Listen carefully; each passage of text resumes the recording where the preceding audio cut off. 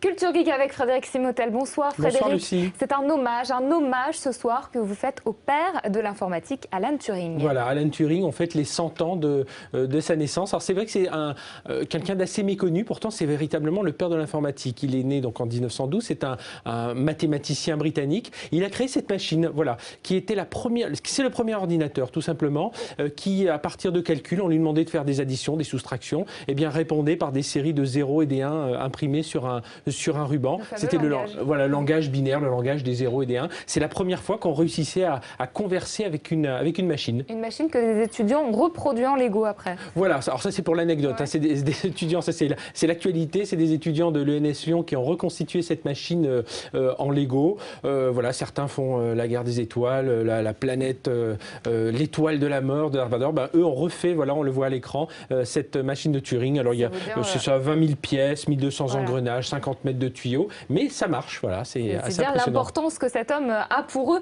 Il est aussi à sa manière un héros, Alan Turing, de la Seconde Guerre mondiale. Oui, alors souvenez-vous, il y a une machine qui s'appelait Enigma. C'était une machine qui servait à chiffrer les messages de l'armée allemande. Ça ressemblait à une machine à écrire. En fait, quand on tapait A, on avait un B qui sortait. Quand on tapait G, on avait un C. Voilà, c'était tout un codage. Les Alliés avaient réussi à voler cette machine aux Allemands. Et puis Alan Turing a fait partie avec d'autres chercheurs. Il a participé aux travaux pour déchiffrer le code de cette machine Enigma.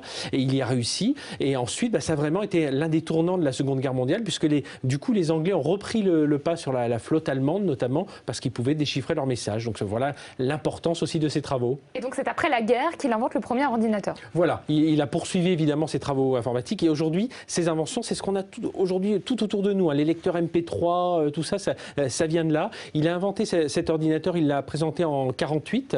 Il a été mis en place en 1950. Alors c'est un ordinateur qui faisait en 1 minute ce qu'un homme faisait en 1 mois. Alors c'était surtout du calcul scientifique, mais voilà, c'était quand même une belle performance. C'était un ordinateur qui faisait déjà une fréquence d'horloge d'un mégahertz. Et alors, dernière chose, en 54, patatras, il est convaincu d'homosexualité, il est condamné à une castration chimique, il se suicide en mangeant une pomme imbibée de cyanure. L'anecdote est pas anodine puisque Steve Jobs, lorsqu'il a créé Apple, voilà, il aimait les pommes aussi de son côté, mais c'était aussi un clin d'œil à Turing. Et un dernier mot, Turing, aujourd'hui, il y a le prix Turing qui existe pour les informaticiens les plus prestigieux et on estime que c'est le prix Nobel de l'informatique. Voilà, c'est pour vous dire l'importance du bonhomme. Quand vous tapotez tous les jours sur votre iPhone ou votre ordinateur, petite pensée pour Alan Turing. Voilà. En tout cas, Frédéric Simotel, vous lui rendez hommage tous les jours. Merci beaucoup. Bonsoir Lucie.